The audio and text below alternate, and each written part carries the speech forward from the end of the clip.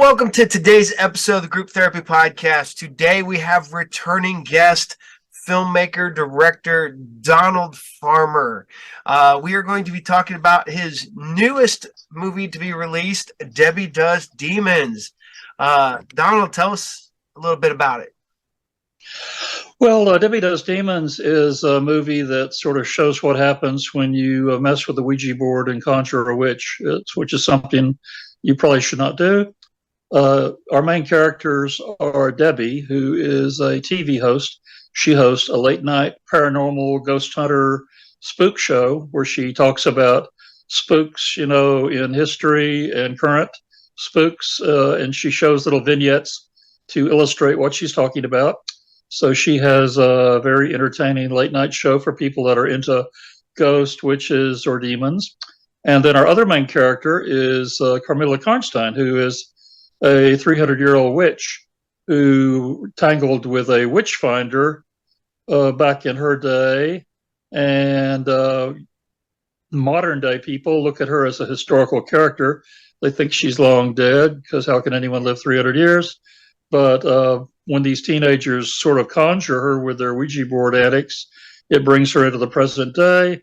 And so then she starts unleashing all sorts of havoc, wanting to turn everybody into demons, wanting to open the gates of hell so the demons can rule the earth, other bad things that we probably shouldn't want to happen. So the teenagers now have a new objective. Instead of fiddling with a Ouija board, which got them into all this trouble, now they have to figure out how to get rid of her. And so one of the teenagers has the bright idea that maybe they should contact this TV ghosty host, Debbie, who seems to be an expert on all this stuff, and see if she can help them out with this dilemma. And so that's like the basic plot, and it sort of goes from there. Well, I enjoyed it.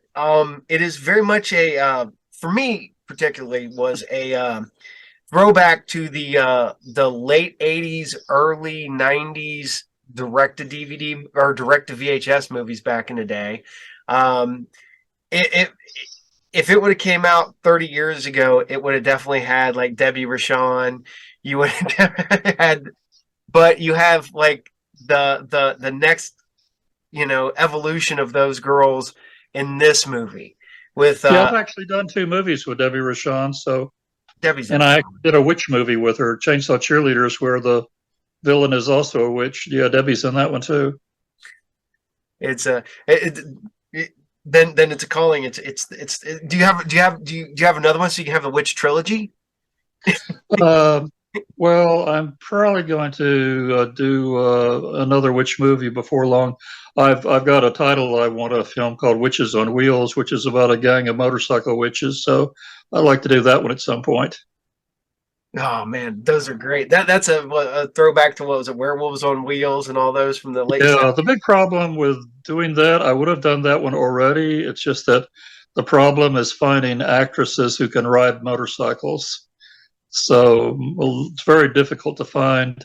At least I'd like to find at least 3 actresses that are good riding motorcycles, which is something that's very, very hard to find. Yeah, because you can just do like they do with a lot of movies. It's just the stunt person you have somebody wearing the helmet riding it, and then as soon as they get off, they pull their hair off. And I mean, we may have to go the green screen way because I don't think I'm going to be able to find 3 actresses that are. So it's probably better just to do a green screen and make it look retro anyway. Oh yeah, definitely. But I would like to do that at some point. Then I would have a witch trilogy. Cool.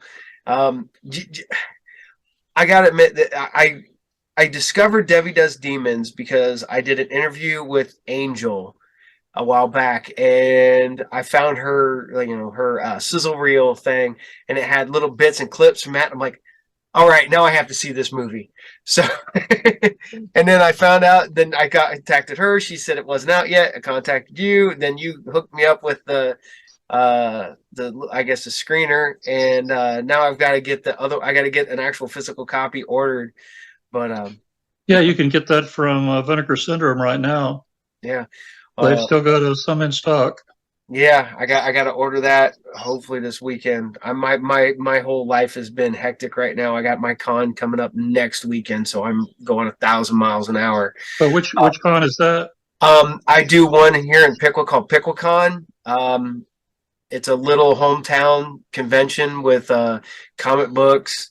I got usually I have somebody in the independent horror film, and I think I got one person if everything goes all right. But we're hoping for the November show to be the first of our big ones. We're hoping to go 2 days. We're looking at booking guests now, and it's going to be a big one. So hopefully, so Yeah, I do a small convention in Manchester, Tennessee, where I'm based at. We just did our second one, and it's now called the Scream Queen Shockathon. And so we had all the main stars of Debbie Does Demons guests at this last one, which was 2 months ago. We had Jessa Flux, we had Angel Bradford, and we had Morgan Thompson. So all three of them were our guests of honor. Plus, on top of that, we had Tim Ritter and we had Gorotica director Hugh Gallagher. cool. Well, So we'll probably do another one of those next year. yeah, well, it's nice being able to get these younger actors and actresses out there for the masses that wouldn't really get them, because you go to a big horror convention, everybody goes for the big horror people. A lot of the little people get kind of forgotten along the wayside. It's unfortunately. Yeah, Jessa and I are doing a big horror show in June. We're doing the Bride of Frankencon, where the guests are going to be Patty Mullen from Frankenhooker, plus the director of Frankenhooker, Frank Henenlotter. We're going to have the star of Cannibal Holocaust and a lot of other great people. So that's going to be a very exciting show in Knoxville in June. Just Yeah. go to Google. People want to go look up Bride of Frankencon. Yeah, I just did an interview with one of the promoters, Richard. So a while back about Bride of Frankencon. I was supposed to be there, but it looks like that's going to fall through for me, unfortunately, because I've And what state are you in? Ohio. Uh-huh. Yeah, well, that's a doable drive, but a long drive. Yeah, it's just a little over 5 hours, I think, maybe. Yeah, I drove to Cleveland once when I was a guest at a convention, and it took me forever to get there. That's a miserable drive going to Cleveland from Tennessee. Well, it's a miserable drive going to Cleveland from where I live because it's going to. Yeah. Um, so with doing Debbie Does Demons, like I said, it definitely feels like a throwback movie. Did you go for the throwback movie feel, or is it just kind of how it ended up?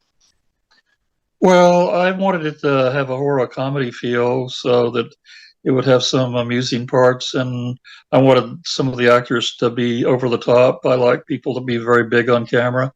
And so my next movie is going to be more of a straight down the road. It's going to be most of the scenes are going to be played a little straighter. But this one, Debbie Does Demons, was an excuse to, see how big we could get and let the actors chew a little scenery, because that's always very entertaining. Of course, you can't really plan on doing that unless you have actors that are capable of delivering a big performance. You have to have actors that can spit out tons of dialogue and do it in a very entertaining way. Not every actor can do that, as I've found to my sorrow. So you have to get people that are really capable of it. But our three leads, Jessa and Angel and Morgan, are all super actresses, and they're all really able to bring their roles to life. And that's probably why they work so much. People have the secret is out that these are not only beautiful ladies, but they're incredible actresses, and they can really take your movie to the next level if you put them in it. So that's why all three of them are just constantly working now, because everybody wants them in their movie. Yeah, I mean, those three are. One is I've been able to talk to Angel. I've been able to talk to Morgan. They're just fun people. Jessa comes off very much very positive, very fun person too. I like I said, I haven't had a chance to interview her yet. But yeah, getting really active, playful, bigger than life people, and Jessa comes off very bigger than life, and she is pretty funny to see because she, like you said, chewing up scenery, being cheesy, and she took control of what felt like every scene she was in. Yeah, and she's also very serious about her part. She's very serious about studying the script and getting her lines down cold, so that when she shows up for the shooting day, she can nail all of her takes. And so I really appreciate that she takes such a serious interest in really, the first time we did a movie together was for the remake of Cannibal Hookers, and I gave her very little dialogue for that one because I really wasn't sure what her full capabilities were. But she's really developed in these several movies. She's played on over a dozen movies between that one and Debbie Does Demons, and she's really broken out and showed she's capable of delivering incredible performances. You do not have to be shy about giving her lots of dialogue. She can definitely handle it, and not just to say the words. She can bring them to life and be really dynamic and really pop off the screen. So that's what we want. Some actors that can do that. Yeah, and the nice part about having Angel on there too is her character comes off very real, very like it's not Angel anymore. It's Debbie. It's it's very that everybody seems to really find their role and does well with it. So. Yeah, and Angel got a challenge at Debbie Does Demons because she really gets to play two sides of her character's persona. She's the on-camera Debbie, where she's one way, and then we wanted to show the off-camera Debbie is a no-nonsense girl that you cannot fuck around with.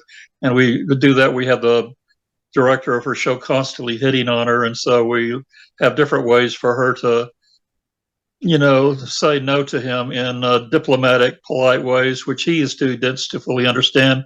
He doesn't even realize when he's being rejected. And so I thought that was sort of cute to have him be such an idiot that every time she rejects him and doesn't want to go out with him, he doesn't even fully comprehend that he's being rejected. He always, everything she says, he always sees a glimmer of hope. but there is a chance. It's like, I wouldn't date you if you were the last man on earth. Well, so you're saying that there is that type of guy, but that's very frankly, there are a lot. I deal with guys like that at my shop almost on a daily basis. Guys who think that yeah, well, I thought that would be I thought that would be a good little running thing for her to have that type of relationship with him, where he's nothing she can say to him is going to deter him. He's going to keep on trying.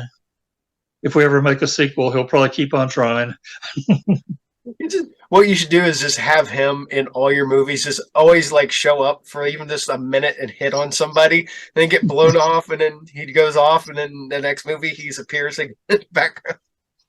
Just always have the guy getting blown off. But yeah, he and that guy, and I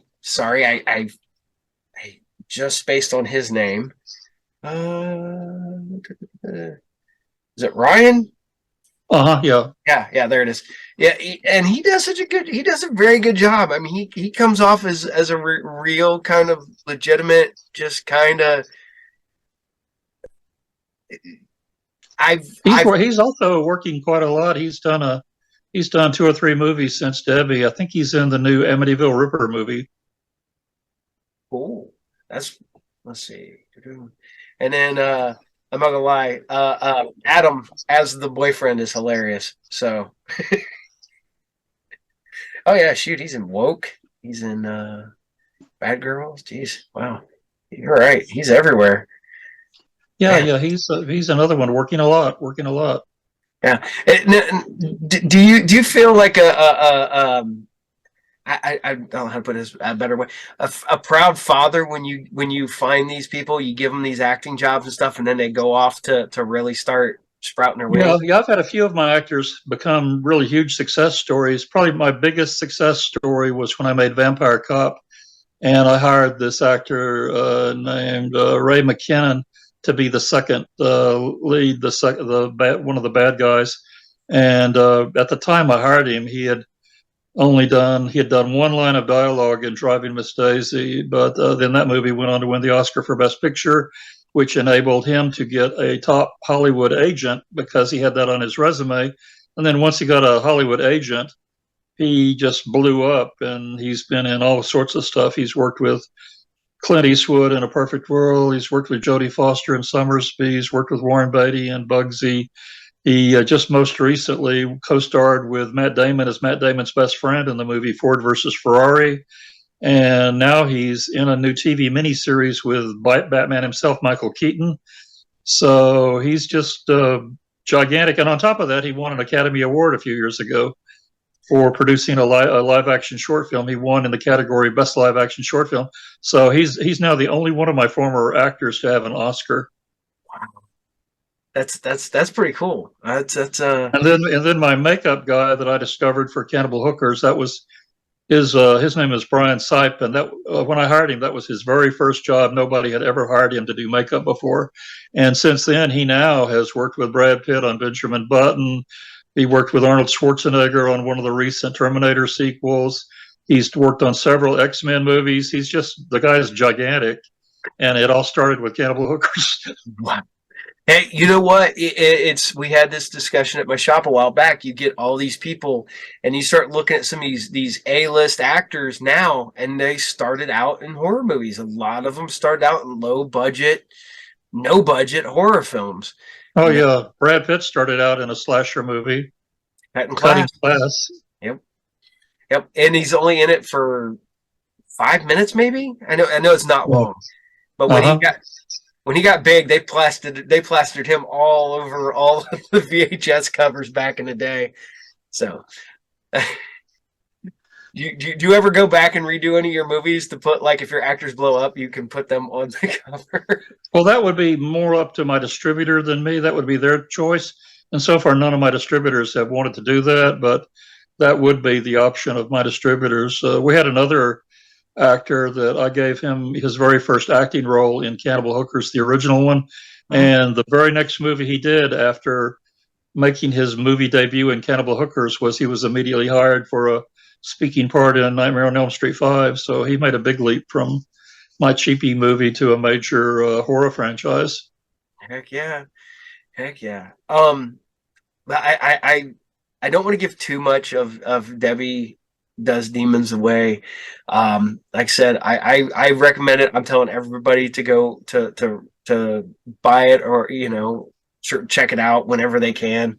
Um, okay, so the scene in the cemetery at the beginning and then towards the end, was it a same day shoot No, or those two scenes were like a couple of years apart because okay? the first scene in the cemetery we filmed that over 2 years ago, 2 or 2.5 years ago, and then after we filmed that scene, I was immediately hired by Wild Eye Releasing to direct two movies for them back to back. I made Bigfoot Exorcist and Shark Exorcist 2.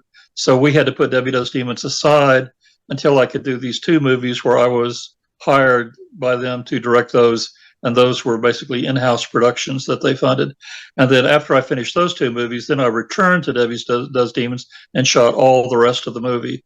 And so that cemetery scene is 2 years earlier than all the other cemetery scenes in the movie. Wow. I mean, because But it, it's fine because that was the flashback scene. And so we shot that sort of in the past. And then when we got ready to go back to Debbie Does Demons, we shot all the modern day scenes, which now, is 95% of the movie. yeah. So I gotta ask though, shooting in the cemetery, uh, guerrilla style? Did you just get in there, shoot, and get Oh out? yeah, definitely. I'm definitely not going to ask permission to go. We just, whenever I want to shoot in a location where I figure they might say no if I ask permission, I usually just march right in and start shooting. I did scope out the cemetery before I took my crew and cast in there. I scoped it out just to see how often the security patrolled it, and I found out I've been to other cemeteries where they actually have security guards. There's one cemetery in Nashville where they have a policeman there all day long, and he's like a paid security guard. But this cemetery, even though it's the biggest cemetery in Nashville, it did not have any police. It did not have any paid security guards. All it had is a maintenance man who drives around in a battered pickup truck doing maintenance on various parts of the cemetery. And so we found out with only a maintenance man to deal with and no actual police security, we would have no trouble. And I was correct. We had absolutely no trouble. Even when the maintenance man drove his truck near where we were filming, where we were in his eye shot. He never stopped, never asked us anything. So we had no trouble at all. So it paid to go for me to go there first and scope it out and verify that there would be no police security. Because a cemetery with on premises police security, I would think twice about filming there. Yeah. Well, you know, because I hate to say this, but you have a very attractive cast. Don't want to put that, but I could definitely see some security guys be like, "What filming? What are we doing over here?" No, whenever we were doing anything involving nudity, we just made sure that the maintenance man's truck was nowhere near us. You know, whenever he passed us, he was making his rounds, and so every time he passed us, we knew it would be at least another 30 minutes before he would double around to our area again, because the cemetery is gigantic. It's the biggest cemetery. Well, it's the second biggest cemetery I've ever filmed in, but it's definitely the biggest cemetery in America I've ever filmed in. It's gigantic. It's bigger than some of the giant cemeteries I filmed at in New Orleans. It's bigger than any of those. The only cemetery I've ever filmed at that's bigger is we filmed in Père Lachaise in Paris once for my movie An Erotic Vampire in Paris. That's a cemetery where Jim Morrison is buried. And so that is probably the biggest. That cemetery is a maze, and you could really easily get lost in it. It's so gigantic. But this cemetery we filmed at is by, you know, I've never seen a bigger one in America. It's just huge. And it's also like a maze. I got lost in there once when I Yeah, was scoping it out, and it took me 45 minutes to figure how to get out of it. it doesn't take long to get lost in a cemetery. When it all starts blurring together, it all looks the same. But man, that has a really nice setup where you filmed that. That Well, that's because I drove all over the cemetery when it was on my own time when I was scoping it out. I drove all over looking for the most visually interesting monument. And the one I liked the best was this monument where they had the two Egyptian Sphinx kind of characters guarding a tomb. So you had to walk between the two Sphinx figures down this long walkway to this monument that then just had a giant obelisk at the end of it. And so I thought that was the most visually interesting. I liked all the Egyptian imagery because it reminds me of that movie, Dr. Fives Rises Again. yep. So, yeah, but to find this place, to get to the cemetery, we had to make quite a few turns. So before I took the cast and crew in there, I had to carefully map out every turn we were going to have to take so that when I led all my actors and crew to this location, that I would be able to figure out how to get us out again. Because just like we had to take maybe 10 turns to get to this place, we had to take all those turns in reverse to get out. Well, and also, I guess, I mean, you know, yeah, you had to worry about the one maintenance guy, but man, if he decided to call and you had to try to hurry up and get out of there before the cop showed up, that would Well, suck. we had no trouble. You know, I figured we wouldn't.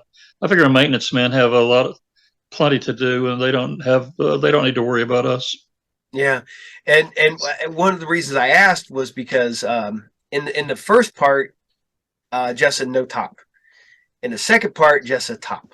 That's why I Well, wondered if that was the final day we went to the cemetery, and we just decided on that day not to push our luck anymore because we'd successfully filmed with her topless in the cemetery that one time. So we decided the next time it was better to be safe than sorry, because that was one of the last scenes I needed to wrap the movie, and I didn't want anything to happen to interfere with us wrapping the movie. The only time I ever was in danger, I thought, of getting kicked out of a cemetery.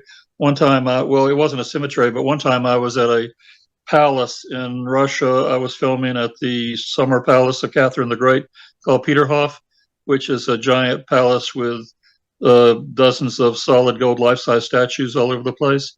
And we were filming with this beautiful Uzbekistan actress. And all of a sudden, two cops approached us, and we thought they were going to want to know why we were filming there without a permit. But it turned out all they wanted to do was flirt with our actress. So as soon as they just walked right by me and went straight to her and started hitting on her. So that turned out to be, you know, just nothing to worry about. They weren't going to kick us out after all. there you go. Keep yourself have attractive women around the guys that are just distracted just enough they don't get in trouble.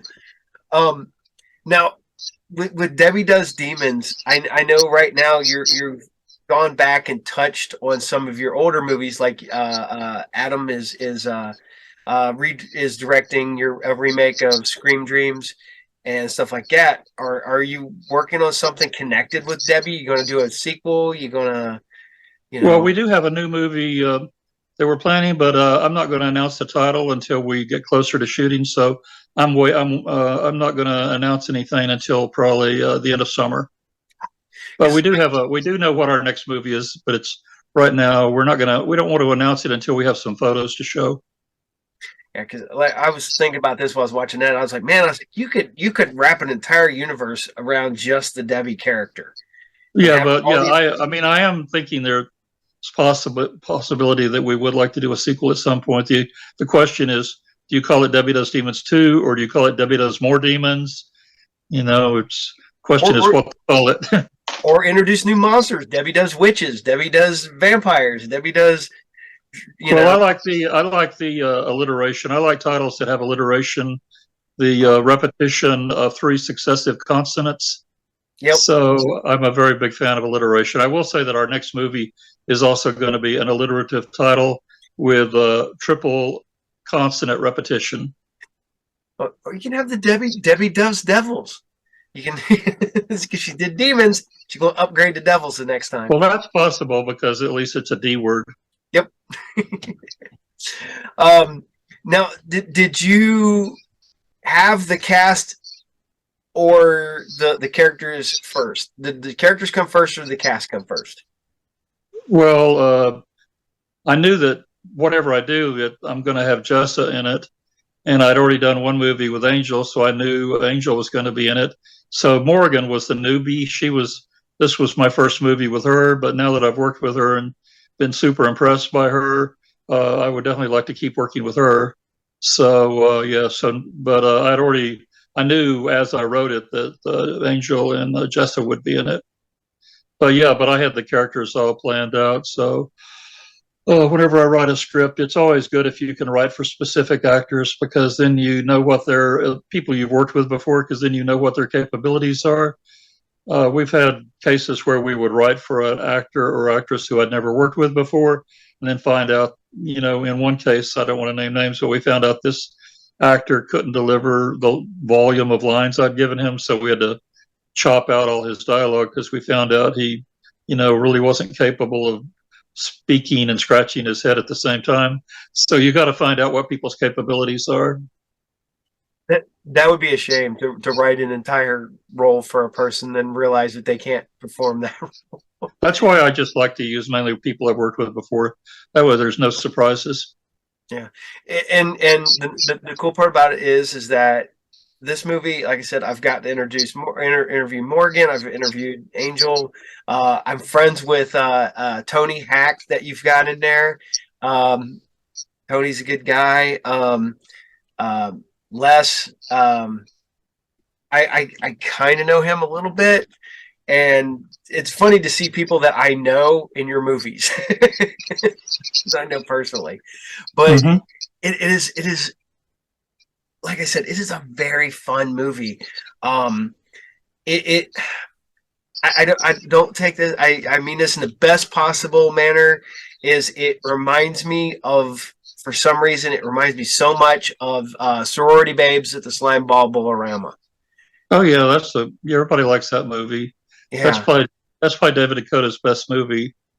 That was always his best. I don't think he's ever topped it. I think that's his top film.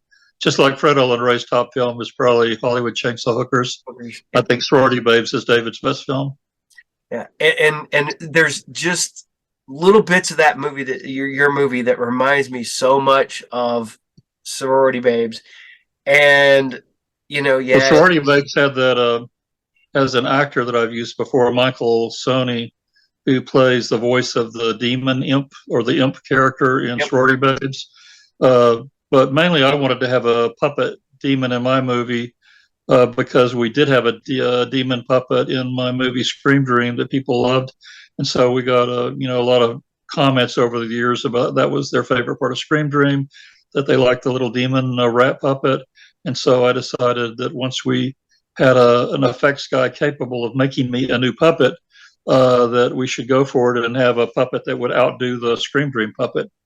And so Josh Weislick made this puppet for us, and he did a great job because I think that's one thing I always like to have. I mean, I'm not going to have. It's much better than having a CGI creature. I just think people really like an old-fashioned monster puppet Yep. as Because a practical. Because of I like practical effects whenever possible. oh yeah, and the I'm not gonna lie, I kind of laughed my butt off at the Jessa demon scene. It it Yeah, was well, we knew we wanted that in the movie because I knew that would be a crowd pleaser. So we wanted something in there that we knew that the crowd would take away from the movie and say, if there's only one thing you got to see in this movie, it's this scene. now when you put together Debbie, when you were writing the script and everything, did you have um an idea way before? Did you know what you wanted to put in the movie, like the demon scene, or did you just kind of end up with that? No, I usually have the movie fully plotted out or outlined before I write the script. So by the time I write the script, I already have the whole movie plotted out and I know exactly what elements we are going to have. Because when you're making movies on a low budget, you have to very deliberately consider what are going to be your money shots, your memorable scenes that you can afford to have, and you want to space them out a little bit so that the audience gets something like that every 10 minutes or every 15 minutes. So you have to plan your movie in sort of a strategic way. A lot of times it's a good idea to have something very memorable in the first 10 minutes of the movie before people don't have to wait so long for something interesting. That's why we have that nude scene in the cemetery right away at the beginning so that people can get, if that's what it takes to get them hooked on the movie, they get it fairly quickly. And, but yeah, I like to I usually, whenever I'm writing, I have the whole movie plotted out before I write it. I think about it for a few weeks and plot it out in my head so that as I'm going through the script, it's mainly a matter of putting the dialogue in all the scenes that I've already plotted out. Okay. Um, now, when you put together the movie, you get the movie. This one was this an Indiegogo movie too? Uh huh. Yeah. Yeah. Do do you if you go over X amount, do you put scenes into the movie? Like you go, hey man, I can afford to put this in, or I can afford to do this now. Well, we had a very a tighter script than normal on this one. I didn't want to have any. Some of my movies have had scenes in the past that people say are padded scenes that aren't necessary to the plot. So I wanted this movie to be tighter and not have any scenes that could be construed as a padded scene. Shark Exorcist, we were guilty of that quite a lot. We had quite a few padded scenes. That's because our first cut of the movie came in at under an hour and it had to be 70 minutes for distribution. So we had to instantly whip up all these extra scenes to make the movie hit the 70-minute mark. But when we did our first assembly edit of Debbie Does Demons, it came in right on the money at about 75 minutes, a little, and since 70 is the minimum, that's very comfortable because it was 5 minutes over the minimum. So we didn't really have to do any extra scenes or padded scenes for Debbie because the first edit came in right on the money. Oh, nice. It's. I was kind of wondering because I've talked to some other people, and they're like, "Oh, we plot this movie, we put this in, and we have scenes that we'd like to put in, and it was only if the budget ever got over a point we could actually put the scenes in." So I had to ask. Mm-hmm. Yep. No, I Now, don't really like to work that way. I like to have a game plan going in where I know what all my effect scenes are. I know what my money shots are because you can only afford to have so many effect scenes in a low budget movie. So you have to discuss them. For example, for my next movie, Jesse Seltz is doing the FX. And so, we try to have a clear understanding with her what the effects are going to be so that there's no surprises, no last minute requests that we haven't prepped her for. And that way, we have a very solid idea of how to promote the movie logistically because you have to be like that. You have to be almost like an engineer and lay these movies out in a very methodological way where you plan for everything because on a low budget, you have no room for maneuvering if you stray from your initial plan. So you have to plot these things out, very precisely. Effects scenes usually cost money, so you have to figure out how much effects can I afford and where will they happen. And Yeah. then there's primary effects and secondary effects. Primary effects usually have to be done by an expert. Secondary effects, usually myself or one of my assistants can do. The secondary effect may be a scene that's bloody, involving blood gushing out with a tube, which is something I can do myself. I can fix that up. I've done it before. I know how to do basic effects. On my martial arts movie, The Strike, I did most of the makeup effects on that movie myself. The effects of people's face after they've been beaten to a pulp in a karate championship. I did all this beaten up face makeup. So I can do a limited amount of makeup myself, but for anything very advanced involving prosthetics or whatever, I'd rather have an expert do it. Yeah. And Jessica, our effects person on our next movie, is definitely an expert. She just worked for the Barbara Crampton movie Jacob's Wife, and so she's got a great resume. That's cool because that's a pretty good pedigree coming from that movie. Yeah, so And she's going to be going straight from Barbara Crampton to Jessa, who I think is the new Barbara Crampton. yeah, you and it's funny because I've gone back and checked out some of your older movies and stuff like that over the years, and you use very real women. Um, because you get some of these guys that put these movies together and all their women are almost, cookie cutter. And you have attractive women in your movies, but different body styles, different hair, different. And I enjoy that because it's not a lot of the same. No, I don't want everyone to look the same because in life people don't look No, the same. So I like to have a variety of have people of all different looks. It does make it, or it also increases the likelihood that the actual audience member or the average lady watching these movies will find someone in the film she can identify with. yeah, and I was just going to say that you get you get the people who can identify with that, and you can also get the people that just find, okay, I like that woman is attractive, or that one or that one or that one. And one of the problems is that with me, I hate to say this, I'm getting older, and you get all these movies, and the average age on the cast is, 23, 24. That's creepy for me because that's younger than my kids. But you get, you're always getting different body styles, different ages. And I enjoy that as someone who watches movies, as a man that finds women attractive. Well, usually whenever I find actresses for my movies, I hope I find somebody I like. I hope that they'll keep working with me for ages. And what's happened in the past is that I've discovered. My very first big discovery was when I discovered Melissa Moore, and I put her in her very first movie, Scream Dream. And then we did 3 more movies with her, Vampire Cop, Invasion of the Scream Queens, and Compelling Evidence. But she moved to, when I first met her, she was living in Kentucky, so it wasn't a hard ship for her to drive down to Tennessee to film with me. But then she moved to California where it became more logistically difficult. And then she really blew up, started doing major movies, like co-starring with Linda Blair in Repossessed, and co-starring, working for,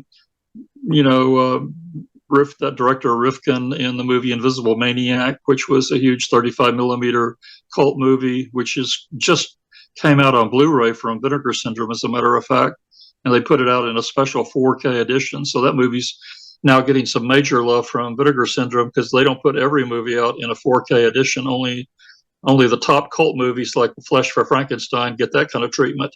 So I think this is actually the first Melissa Moore movie to be released in 4K.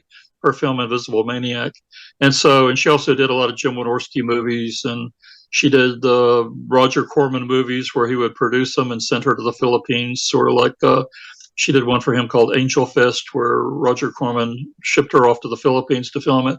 So she basically just, got so popular that she got, it was, she was constantly working and didn't have time to do mine anymore. So, and then she decided ultimately to quit acting and just devote full time to her family's horse stable. So, but that's the case of somebody who really blew up in a great way. And that's what I always like to see. I like to see my actors blow up and become, I'd like to see all my actors become so successful that I can't afford them anymore, because that's the dream. You want your actors to be successful. You don't want to be a Grinch and hope your actors stay at this low level. You want everybody to have great careers. And so whenever that happens, I'm really excited for them. Yeah. Well, it's the one that I forgot that you had worked with was Aaron Brown, Misty Monday. Yeah, And I only did one with her, but she was also really great to work with. yeah, she was hot for a minute, and then I had to go look her up because I all of a sudden she was like in. I mean, I Well, her new movie is playing theatrical in New York and L.A. It's playing this month at the theater in Los Angeles, actually in Beverly Hills. Thrust. Oh yeah, it's playing at the Lumiere Music Hall Theater in Wilshire Boulevard, and it just played in Brooklyn, I believe. And so yeah, she's getting quite a lot of attention for her new movie. It's called Thrust. Yep, there it is, right there. Boom. See, I'd heard of Dead by Midnight, and then I found Thrust later. But yeah, she was. And it's funny because this is because when I worked at Hollywood Video back in the day, and we carried the hell out of her movies. And it was one of the ones where it's like I started seeing the same person showing up, and so I started Yeah, watching. she definitely had a period where she was doing quite a lot of movies, but that was when she worked under that Misty Monday name. But Mhm. now she does everything under her real name of Aaron Brown. It's it's sad because you know I would love to go to a video store and find your movies. I mean, I would definitely be Well, it used to be you could find them at video stores, but video stores are sort of gone. gone extinct. I mean, there's only one video store left within 45 minutes of my town. My town had one that went out of business last year. Now it's a liquor store. And so, yeah, you got to drive 40 minutes from my town to find the closest video store. And then, I mean, that's a store where you can actually rent videos like in the old days. Other than that, today what passes for a video store is the video section of Target and Walmart, and that's where you have to buy them. Or probably the best of the bunch is the video section at Barnes and Noble, because at least they have better selection than Target and Walmart. At least when you go to Barnes and Noble's video store, which is in all of their bookstores, they have a lot of esoteric titles. They have a lot of imports, and they always have a huge Criterion section. And then twice a year they have a 50% off sale, which is coming right up. They have it every July and every November. So yeah, looking forward to that July 50% off sale. In fact, I don't ever buy anything from Criterion until those two 50% off sales roll around, because it's crazy to pay full price when you know the 50% off sale is just around the corner. I bought. It's funny because it popped up. I just got was it last year. I got Stalker and Haxon, and Yeah. I bought them at. Oh God, I got them through something. I got them like ridiculously cheap. I'm like $12 a Blu-ray or something like that. It's like hell yeah.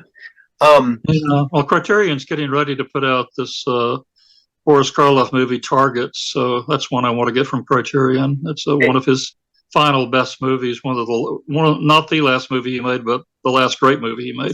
that's the oh, Peter man. Bogdanovich movie. Yeah, yeah. I was gonna say I remember seeing that when I was younger, and that's Indian. The he's the actor being hunted. Is that what I'm remembering right? Well, it's got two parallel storylines. The whole movie cuts back and forth between two storylines. One storyline is about Boris Karloff being a washed-up horror actor who's very pessimistic about his future career, but he's obligated to go to the world premiere of his new horror movie at a local drive-in.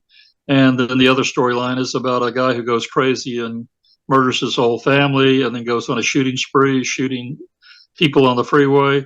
Yep. And then at the end of the movie, those two storylines come together, where Boris Karloff is at the drive-in introducing his new movie, and the crazy shooter shows up at the drive-in shooting everybody in their cars. And then it's up to Boris Karloff to save the day and stop the shooter. Yeah. Okay. Now I remember it. It's what I'm sitting there trying to remember because I'm like I'm mixing like three movies together. Yeah, that movie was actually a collaboration between Peter Bogdanovich and Samuel Fuller. Samuel Fuller wrote the whole ending of that movie, but then he told Peter he didn't want to take any screenwriting credit. So he did that as a favor to Peter Bogdanovich, writing the ending of the movie because Peter Bogdanovich couldn't figure out how to end the movie after he wrote the first part. So Sam Fuller came up with the idea, well, you need to have your two characters meet at the drive-in and have a showdown. So Peter Bogdanovich said, that's a great idea. I'll do that. Well, I'm getting off topic a little bit, not quite. Man, you are buying a ton of movies lately. You've been posting all this good stuff lately. Um, Well, one thing, if people want to buy Blu-rays, one site I would recommend is on Facebook. Go to the boutique Blu-ray page because that's where you can buy used Blu-rays at really ridiculously discounted prices from collectors. So instead of paying full retail, if you do like to collect Blu-rays like I do, I always recommend checking out this boutique Blu-ray Facebook page because that's where you can save some serious money. Boutique Blu-ray. All right, I'm gonna. Yeah, Boutiquue Blu-ray. Type that into your Facebook search window, and every time I go there, they just have a drop dead amazing selection of movies from different collectors, and they're all usually like I bought a ton of stuff off them. And it's usually always in perfect, like new condition, stuff that they watch once and then they want to sell it. And so yeah, there's lots of big bargains to be had. So there's no need to pay full retail when you can save so much money on this website. See, that's one of the nice things about being in my business is when it does happen, I get people who bring stuff in to sell to me. And every once in a while, I just get a big stack of really good movies that I get for next to nothing because, they're selling them to me at bulk pricing essentially. Yeah, But that was one thing about in the 80s. I did my own horror zine called the Splatter Times. And back when I was the editor of my own horror zine, that was one of the fringe benefits was that video distributors would send me free copies of their new releases. So that was back in the days when everything was on VHS. So yes. I used to get these big boxes in the mail from distributors just full of VHS tapes of their brand new releases, all shrink wrapped. I wish I was still getting a deal like that now, but that's just one of the fringe benefits that comes from editing your own horror publication. But the Well, cost of doing your own magazine nowadays, the printing costs are so ridiculous that it would certainly outweigh the benefits of getting free tapes. oh yeah, definitely. I used to get free tapes out the Yin Yang back when I was the assistant manager of Hollywood Video. We'd always get the screeners, so I'd get boxes of because we didn't use them. So they're like, just take them. So I end up with just tons and tons of screeners. So you can watch them and tell you to decide if we wanted to buy them or not. I'm like, we don't decide. Hollywood Video decides. But Oh yeah, yeah, I miss Hollywood Video. They used to be all over the place, and now they're all gone. That's sort of sad. well, Hollywood Video was its own worst enemy. They paid their employees crap. They I don't think Hollywood Video ever carried any of my movies, although I did get two of my movies picked up by Blockbuster Video. well, I know Uh, I know at least one that they carried. which And one was that? that was the Misty Monday one. Oh, Hollywood Video carried that. Yep, I know because I own it because I got it from there. One time I was in London and I was walking down the street in London and I saw that they had Blockbuster Video over there too. So I went in and I found the Misty Monday movie I directed on the shelf of this London Blockbuster. Only since it was a UK release version, it had a different cover than the American release of the same movie. So I definitely snatched that. They had two copies and I bought both of them because I figured, well, I want the UK cover because whenever my movies get released in foreign countries, I always like to get the foreign editions so that I can have all the covers. Oh, I've talked to a couple other directors to do this. Have you ever done this? Have you ever gone to a video store, signed your movie, and put it back on the shelf?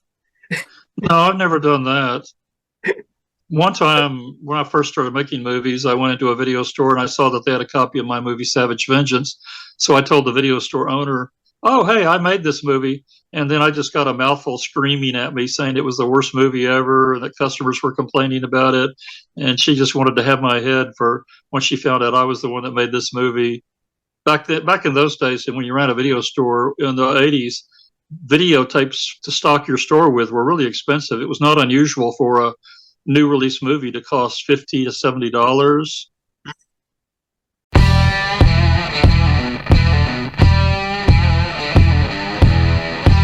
All right, well, we're going to bid Donald a good night. We lost him. Looks like his battery went dead.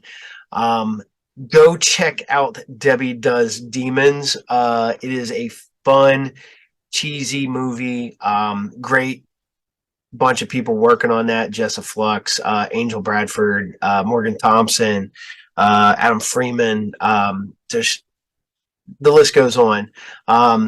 Good bunch of people. Fun movie. If you're worried about nudity and stuff, do not watch this movie. If you like cheesy 80s throwback, then you will love this movie. I don't want to give much away. It is good and fun and enjoyable, and yeah. We'll send a link to it at the end of the episode. You can send a link to Donald, and you guys all take care, and I'll see y'all there. Captain out.